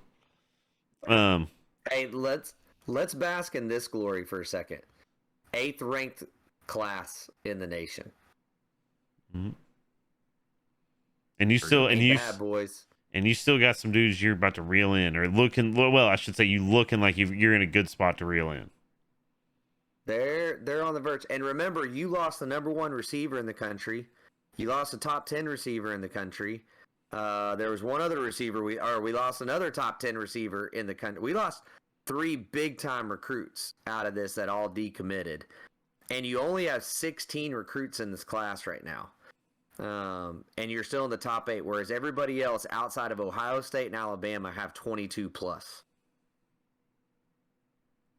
I mean, that ain't a bad day. And what's fun is, here's what's left that seems to be hedging towards OU. Marvin Jones Jr., defensive lineman / edge rusher, number 39 overall prospect. You got Chris McClellan, Owasso, defensive lineman, 104 overall prospect in the country. And then you got Hero Canoe, who is a defensive end / defensive tackle, number 92 overall prospect. You could, in the next month, reel in not 1, not 2, not 3, not 4, but 4 top 105 prospects in the country, and they're all on defense. Oh, you dropped the LeBron on us, and I just hate you for it. Just because of that, we're not going to get anybody. Yeah. Don't ever drop a LeBron on us. All right. Yeah. Actually, that was Chris Bosh, but that's fine. It's how history remembers it. Anyways, no, you're right. I mean, this is a class, and here's the thing. I think this is still something. I've said this a few times in the past. No, all due respect to Stoops and all that, but there was regional recruiting, right? Like you had obviously the southeastern corner, and then you had the Florida pipeline, and you kind of had the Cali pipeline. But outside of that, you were kind of like you weren't pulling guys from other parts of the country very often, right? Like it was an anomaly. Now it's like Grinch and his guys, Kane, all those guys are going into all kinds of parts of the country and still getting guys to have interest in OU. That's what's impressive to me. Is they've turned it into truly national recruiting. It doesn't matter if you're in the Northeast. It doesn't matter if you're freaking in Columbus, Ohio, or Athens, Georgia, or whatever. He's going to go recruit you. So kudos to them on that. Good call out. Yep. No doubt about it. So do you guys want to talk about some of the college football? Because I feel like, I mean, recruiting's we pretty much, I mean, obviously Gentry, we got all the recruits that are coming, but there's some big college football news this last week. Some pretty entertaining. Oh, yeah. So I don't know. I was watching the Ole Miss Tennessee game, which oh my gosh. I don't know who all watched that. For one, okay, I'm not a Lane Kiffin fan. I don't like Lane Kiffin. It seems like that dude fails up wherever he goes. But his Twitter is a blast. His Twitter is hilarious, and the post game interview. So for those that don't know, they had to stop the game because they had a golf ball thrown and hit him, and there was a mustard bottle. They were just throwing trash onto the field. Like literally, it looked like a riot happened. So they had to stop the game, escort the student section out of the stadium. Like I thought that the National Guard was going to get called in by this point. And Ole Miss ended up winning the game. And in this post-game interview, the best part of it is the guy comes up to him and walks up and interviews, I don't remember who it was, maybe it was Holly Rowe or somebody, interviews him and says, hey, like, how do you feel? You just won a big game. How do you feel? And he says, well, I don't know if I feel better about winning the game or dodging that golf ball. Yeah. Like, dude's just hilarious. But anyway, just a crazy game to watch. I mean, I don't know if you guys saw it, but I was literally in stitches. It was wild. I didn't get to watch it, but I've seen all the highlights of him catching the water bottle and all that fun stuff. And just, man, Tennessee, man, you gotta be better than that. I mean, that's just that's crazy. I know you and I know we're both at the Tennessee game when they were in Norman. I was at the Tennessee game in Knoxville, and that's what cracks me up is they were the best fans I've ever been around. Like they were super friendly, super welcoming. When I went to Knoxville, I was like, might be different. You're kind of coming into their house. And even whenever the game started to turn, I was like, man, are we going to have some... Dude, everybody was nice. Like, little people were leaving like, hey, good win. Like, you know, I was like, their fans were amazing. Now, I do want to highlight, because I freaking hate this guy as much as a Sooner legend as he was. Josh Heupel says that was the best experience best fans, or home fans experience he's had in his career as a player or a coach. He's just placating towards the Tennessee crowd and the fans. 100%, and he's trolling. Yeah. But I'm sorry, that guy is a complete and total jerk. I knew people inside the locker room when Josh Heupel was here, and they straight up told me like he is a horrible person to a lot of people.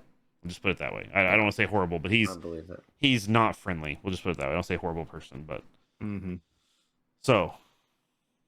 I think that covers that. Ed O is leaving LSU at the end of the season. He's leaving, quotes, LSU by his own volition at the end of the season. Or a mutual parting of ways. You know what's crazy about that is, and this is sad and sobering at the same time, LSU has had 3 coaches win a national title since the last time we won one. They've also had multiple scandals, so there's that. But here's the thing: they are the school that all they have to have is the right coach, personnel, everything aligns like every 5 or 6 years, and they win a national title. No, I get it. Yeah, you're right. Oh, and they're all scumbags too. Yeah. Well, I wouldn't say Saban is a scumbag, but oh, he sold his soul to the devil, bro. Like he's gonna come collecting soon. Well. look, I don't want to get too far into it because I know we could spend a whole podcast talking about the whole Edo saga, but dude, that dude is not a very good person. I am gonna say he's not a very good person. Like he has let some insane things, and this is what blows my mind. I feel like this is my hot take. I feel like something happened. Like there was behind the curtains, a little talking between the NCAA and LSU saying, "Look, we'll get rid of Edo. Don't crush us." he was good for a good quote though. Every week it was always like, what Ed say this week? Yeah. Go Tigers. I thought it was funny. They said that was really good. That was really good. so no, what's funny is somebody said, I don't remember, I think it was in the Discord, somebody said they should bring Edo onto game day and Lou Holtz and just have them talk to each other for an entire segment. And it would be, hey, go Tigers. But and then Lou Holtz. All day. I guess that's amazing. Have Lee Corso moderate it. Yeah. Oh my god. That'd be like a 4-hour segment. Oh my gosh. I would literally, if they can make that a pay-per-view every week, and I'd pay to see it. But yes. So another thing, here's some local news. Bob Bowlesby says he feels personally betrayed by OU and Texas, and that the trust between the conference and the conference's teams and OU and Texas is at an all-time low because of their actions. No. He literally, that's quoted. That's quoted. Yeah, I know. Bob Bowlesby. Well, I'll give him credit. I will give him credit. He spoke his mind. That's everybody knows it. Everybody sees it.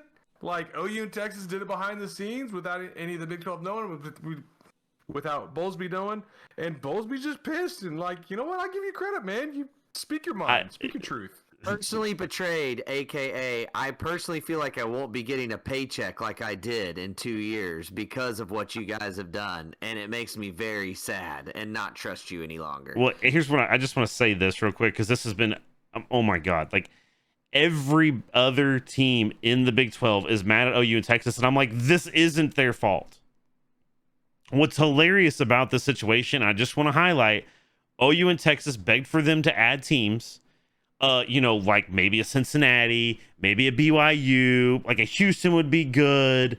You know what I mean? Like a UCF would be a great addition. Oh yeah, let's do that. And then Big 12's like, no, we're good. We're good where we are. We're gonna hold. And the second OU and Texas are finally like, we're just headed out. Sorry, we're gonna go to a conference that's gonna give us some praise and give us some equal footing when we're heads and tails above everybody in the Big 12. Now they're gonna add those teams. Like the irony in that blows my mind. So I just want to highlight that you can get mad at OU, you can get mad at Texas. It's not their fault. The Big 12, the Big 12 literally made their bed and they're laying in it. So Yep. 100%. 100%. And then the last thing I had was I did love Iowa got destroyed by Purdue, and Purdue dropped one of the tweets of the year of we beat the number 2 out of Iowa. Like the roast is otherworldly. But anyway, I just want to get some of those. I thought that was hilarious. So they actually put that on like ESPN. They were playing that like all day, and I was like, I can't believe that's actually happening. That was good. So that's awesome. Troy, give us a Thunder update. All right, we started the game. We lost by 20. How did Shea look? Shea was 7 of 17, 1 of 7 behind the arc. Not great. Baisley had 15 points, 1 of 7 behind the arc, but had 15 points. Giddy had 4 points, 10 boards, 3 assists. The other bright spot was Jeremiah Robinson Earl had 10 points, 2 boards. I mean, Trey Man looked. Dort? Dort didn't have a good game. 7 points, 1 of 6 behind the arc. He made his first one, and then after that, it was downhill. Did you just tell me that Baisley was 1 of 7, Shea was 1 of 7, and Dort was 1 of 6, or something like that? Yes. Oh.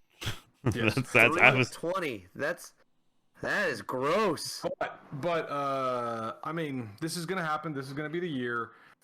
We just want a top 3 pick this year, top 5 pick, hopefully top 3. We want to see growth out of the guys, and if I hear any slander on a Dort, a Shea, a Giddy, then I will come for people. Oh, all right. I am off. By the way, I'm now with Daryl. Poku's he's very last year. This year, Yay! Giddy up, gang. The dude is NBA ready now.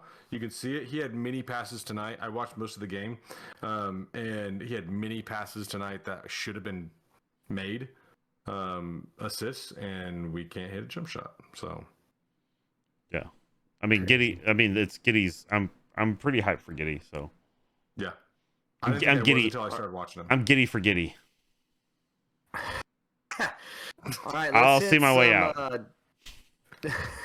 Let's hit some Discord questions, and we're gonna get our pick 'em. Start closing this thing out because we are running it tonight. So, but it has been very, very good and entertaining. So, Discord question number 1 from the one who knocks yet again. Can we learn anything from the next 2 games versus Kansas and Texas Tech, or are they just a survive and don't get injuries game? Troy, what do you think? Yes, what he said: survive, get injuries, don't get injured, and get healthy back. And honestly, we want to see the consistency from Caleb. That's what we want to see. Improvement on the offensive line as well. There you go. I mean, I'm actually going to go kind of the other way. I think there's things we can learn. Now, you're not going to be able to, obviously, it's not going to be a test of, are we going to be able to dominate these teams? Like, I think Texas Tech isn't quite as bad as what people think. Not to say that they should handle them, but I don't think Texas Tech is quite as bad as what people are. They're not a Kansas, right? But what you want to see in these next 2 games, and what's going to be a test, is are we going to see the leadership elevate where we're going to go and just stomp on these guys and keep our foot on their throats? Because that's something you didn't have the rest of the season so far, right? Yep. Before Texas, you should have been stomping on people, and you had the ability to, and you didn't finish. So if that's one thing I think we're going to see, if you go to Kansas and you hang 70 on them and it's 70-0, I'm not saying it is, but you know what I mean? Like if you just stomp them and go to Lubbock, and because it's at Lubbock, I believe, right? No, it's at Norman. Is it Norman? Okay. It is Norman. Norman game. Okay. Oh, yeah. Well, either way, if you get the Red Raiders and you just stomp them too, okay, then that's something you can learn. You can say, look, the leadership has now elevated, and that's what Caleb brings you. I mean, in large part. I mean, not to say it's just Caleb, but you know what I mean. So I would say that. Yep. Well, Matt from the Prairie Report wants to know, what is the function of a rubber duck? What? What I miss? What's the function of a rubber duck? I guess to look at. I don't know that. I'm thinking about it now. Daryl, you're my brother. Was I like mistreated as a kid? I don't think I ever had a rubber duck. Did I have a rubber duck? I don't recall having a rubber duck. No, neither of us did. I don't think. I had a rubber. You talking about just like the regular yellow rubber duck? Yeah, that you like put in the bathtub. Yeah. Yeah, in the bath. Yeah. I've had a rubber. We have one like with the What's kids. Well, you're gonna have to tell us then, because me and Daryl don't have experience. We were mistreated as children, apparently. I mean, the thing that we always do with it, and I still do with my kids, is like I squeeze it and it makes a noise, or I squeeze it and like water comes out like the bottom like shoots in their eye, and I'm like, they're like, Dad, don't. I'm like, haha, it's open your eyes. And I was gonna say secret water gun. That's it. Yeah. Wait, so hang on. Somebody in my chat said that's actually a quote from Harry Potter. Not a Potterhead, to be honest with you. So yeah, wouldn't know that. Okay, if it's Potter, I'm moving on. Lord, don't badger the Potter. And how? Oh, how do you? Let me ask it this way: is Texas Tech's offense going to be a offense that can give us at least a decent barometer of whether or not our defensive backfield is improving over the next 2 weeks? Yeah, go ahead. I mean, yes, to some extent. I mean, if you look at the teams that they've played down to, because that's what I like when you look at some of the teams we played this season, we've played down to some teams. So again, it kind of goes back to if they can elevate against that team, then sure. And I do think they have a few guys that are, like I said, they're not an all-star team. They don't even have like they just have some speedsters. They have some guys that can make plays.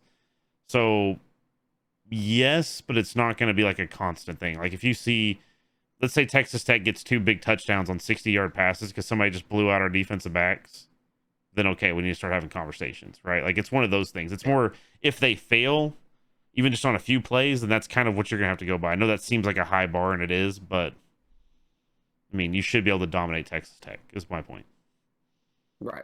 I mean, like what we want to see is like not busted plays, not Right. big touchdowns, right? Like that's what we want to see. We want to see that against Kansas and Tech, and so to that regard, like yeah, I think we can learn some things there. Yeah. Yeah. I'd agree with that. And the last one comes from Rare in the Discord. Which game are you most worried about after the bye? Baylor, Iowa State, or Oklahoma State? At Baylor, Iowa State at home, at Oklahoma State. Which game worries you the most? You mean Coach of the Year, Mike Gundy? That'd be the one. I have a big problem with the PFF right now, but he said it, and I've got a migraine. Yeah, I'm gonna say Stillwater. I mean, I know that it's the easy pick, but still, like that defense is the best defense in the Big 12, and I don't think it's close, honestly. And they found a formula of grit and grime, and the O-line has come together and been a lot better than we thought they was going to be. And they found that Warren running back who's been very good so far. I'm gonna go Baylor because Aranda has been Riley's match. Like the last time that they met, Aranda really, if he had just some more talent on that team, probably handles Riley. I mean, he outcoached him. And so I'm going to say Baylor because I just think that that's going to be a tough game. They are more talented this year. They've got a lot of people. I mean, they've looked a lot better, like an improved team. So I just have faith in Aranda, honestly. I mean, he's a beast of a coach. I like that. I cannot believe that I am agreeing with Jared, but I am. It is Baylor. Baylor, man, Aranda's good, and I just like with Rattler last year, the way he runs so many delayed blitzes is really tough to read and to see and to know, and he disguises it very well, and he coaches his guys to disguise it very well. And you're running a true freshman out there. Let's say against a true freshman, that's going to be the best defense you're probably going to see up to that point. It is going to be. For Caleb. And their nickelback, I can't ever remember his name, but that dude will come for your soul. I mean, he's nasty, dude. He if Caleb yanks the ball on a read option, slide. Yeah, 100%. He needs to slide. So yeah, that's where I'm at. All right, that's our Discord questions. Want to do some pick'ems? Well, do we want to? Were we going to mention the Baker thing real quick? Or are we just skipping that? Oh yeah. Sorry, I missed it. No slander on Baker. No. We're not talking slander on Baker. We're talking about the Cleveland fan base wanting that now ridiculing what they were. Some of them were begging for Case Keenum to start, which they're getting their wish. But I'm sorry, I cannot believe that fan base. Baker is the reason, a huge part of the reason, and he has embraced you. If you don't recall, this is what blows my mind. It's even hard for me to remember, so I get it. Cleveland was the absolute biggest joke of a franchise ever when Baker got there. Wasn't that long ago? 4 years, 5 years ago? You know, I mean, nobody wanted to go to Cleveland, and he was like, he got to Cleveland and said, we're going to lead this team somewhere, and has stuck by them and been a part of that community. So I don't get it. I do not, for the life of me, understand. And I put on the Discord, and I want to declare this. I said that they are the Texas A&M fan base of the NFL because they have nothing to brag about. They have nothing to their name, and yet they act like they should have a Super Bowl player at every position, MVP player at every position on the field. So, gosh, that's such a I'm looking up the NFL right now to see if I can think of another team, a better team than that. I don't know if I'll be able to. I would say the Jets, but the Jets fans have just accepted defeat. You know what I mean? Like, yeah, they totally have. Or the Giants, maybe, but I mean the Giants. I mean they at least have Saquon. Like,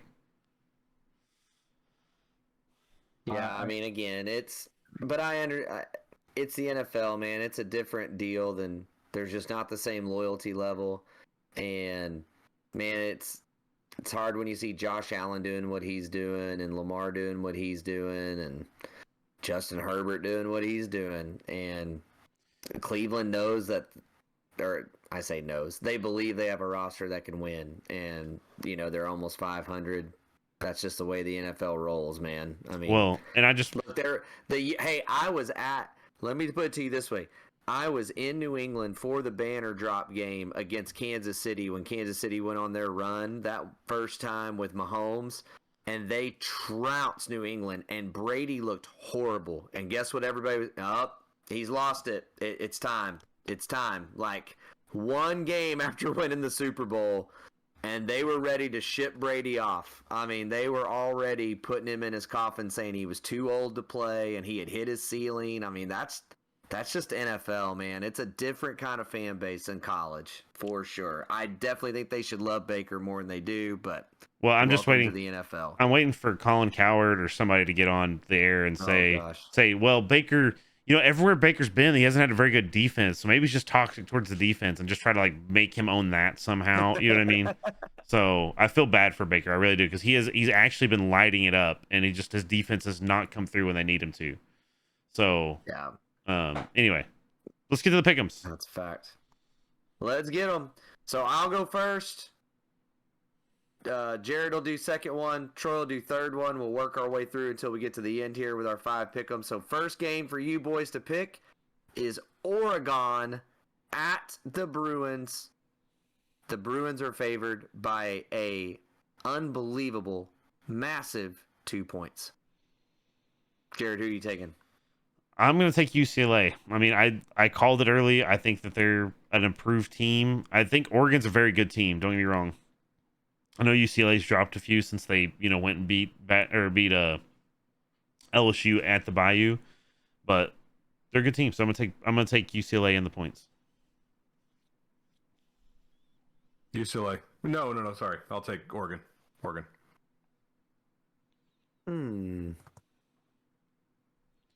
I'm going to go Oregon as well. I think they're going to pull off a shocker here. Is that that big of a shocker? It's basically a pick'em. I mean, 2 points is not a UCLA. When it's a pick'em, you usually go home team. Oh, the stadium, right? The stadium that's 20,000 people out of its 80,000 capacity. That's what I was gonna say. Dude, that's an intense 20,000 people that are there. No, it's not. Yeah, No, it's a joke. Oh, okay, good. Sorry. Troy. Go ahead, Jared. All right. Next, we got the Clemson Tigers at Pittsburgh. Pitt is favored by 3 points. Who? I mean, obviously Clemson's having down year. So, what are you thinking, Troy? I will go Clemson. They've got too much talent. I'm going to go Clemson to cover the points. I got it. Ooh. I'm going Pitt, baby. Pitt straight up taking this game. I hate this. Tastes terrible coming out of my mouth. I agree with Daryl. I'm taking Pitt. Clemson is just woo. Ooh, they're lucky. They are not great. Quick shout out. Abdul Adams, served for the Syracuse Orangemen. Former Sooner was playing against Clemson. They should have. Nice. Syracuse had every chance to win that game. So, yeah, Clemson's lucky. Nice. So the third game is Tennessee at Alabama. Bama's favored by 25 points. Daryl, where are you going on this? I'm trying to decide if Josh Heupel's got Sooner magic still left in him from that last time he coached against Bama. I'm gonna say no. I think Bama's on a tear after losing a game. I'm gonna pick Bama to cover the 25. As am I. I think Saban's gonna, historically, except for like one season, he's had those guys freaking dialed in after a loss. They've got their loss out of the way. I think he's gonna start trying to beat down some people. Tennessee's in his way. Agreed. Bama in the points. I could easily see Tennessee covering the points, obviously, but I do think Bama just comes out rolling. So, anyways. All right, next game, USC at Notre Dame. Notre Dame is a 6.5-point favorite in the confines of Big Bend, Indiana. What you got, Jared? I'm gonna take Notre Dame. I hate both these teams, to be honest with you, but I think Notre Dame's just a better team. So I will also take Notre Dame in the points. As just agreeing with Jared, they're the better team. Although never mind. Yeah, they're the better team. Whatever. They both suck. I'm going USC just to try to get myself a pick here on top of you guys. That's the only reason. I don't really know how this is going to go at all in that game, but if it gives me an extra edge in the picks, then I'm good with it. So I hope you lose.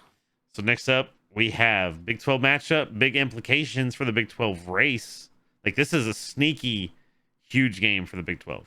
Yep. The Oklahoma State Cowboys taking on the Iowa State Cyclones. The Iowa State Cyclones are favored by 7 points. So Troy, who do you think? Who you got? I'm going to take the Cowboys and the points. Not necessarily saying the Cowboys are going to win outright, but I think 7 is a big spread for this game because it's going to be lower scoring, a lot of running the ball, not many possessions, kind of like what happened to OU early in the year. And so I think it could be a 3 to 4 point spread at the end of the game. Daryl? I'm going to go Iowa State, man. I just think, like, looking back on that OSU game against Texas, if they don't get that pick six, I think Texas is up and rolling in that game. And I think OSU's defense is the best defense in the conference, but their offense may be one of the worst. And so I'm just going to go with Brock Purdy at home to score enough points to pull that out for me personally. And Spencer Sanders has like 3 turnovers in the game, kind of a thing. You're taking Iowa State in the points. Sorry, Iowa State in the points. Yes. Okay. Yeah, so I want to say something real quick. 'Cause my boy Brady, he was in here last time giving us a bunch of stats, and he's a big OSU fan. I feel like Texas lost that game more than OSU won it. Just throw that out there. I mean, OSU got a lot of big breaks. And like you said, their defense is scary. Their offense is not. And Spencer Sanders, even when they've gotten rolling, Spencer Sanders has unfortunately turned the ball over at literally the worst point in the game ever. He's their Spencer Rattler. Yeah, he is. No, I actually told Brady that this last week. I said he is the equivalent to Spencer Rattler, but in that regard. So I am going to take Oklahoma State, actually. And I'm going to think they're going to cover, but I think it's just because I don't have very much faith in this Iowa State team right now. So, but I do think that OSU does have a very big Achilles heel in this game. So, that's true. Awesome stuff, boys. Awesome stuff. Man, this was fun. But this went fine. It was okay. Yeah, I mean, there was the whole recording thing that we're gonna glance over again, but it was just okay, guys. It was just okay. It's just okay. It's just fine. Yeah. So, if you like Just Okay podcast, don't forget to like, subscribe, follow, leave a 5-star review, and leave a comment. Do all those kinds of things. Don't forget to go and follow Jay Rodicus on his. You got another subathon coming? Yeah, there's going to be a subathon. Actually, probably this is an awkward way to tell you. I'm going to miss our next pod on Wednesday because that's when my subathon is. Is Wednesday, October 27th. This is awkward. I love you guys. It was good knowing you all. So I just get back and this is what's dumped on me. Wow. Yeah. But yeah. So anyways, there is a subathon. I put it out on Twitter. That's got like the ways that there'll be some like spicy food challenges. There's gonna be some crazy stuff. So if you want to check out my Twitter, it's JRodicusZ. I don't know why Twitter would not let me put L1 at the end, but JRodicusZ on Twitter should be tagged in the post if you're looking at this on Twitter. But check it out. There's a post with all the details. So it's coming up. There you go. So follow all those things. Again, let us know how we're doing. We're having a great time. We hope you guys are too. I'm Daryl. I'm J-Rod. I'm Troy. And we will talk to you guys later. Bye, Baker. Cha-ching, a Thunder Moneyball. And you can unhitch the wagon. Put the ponies in the ball.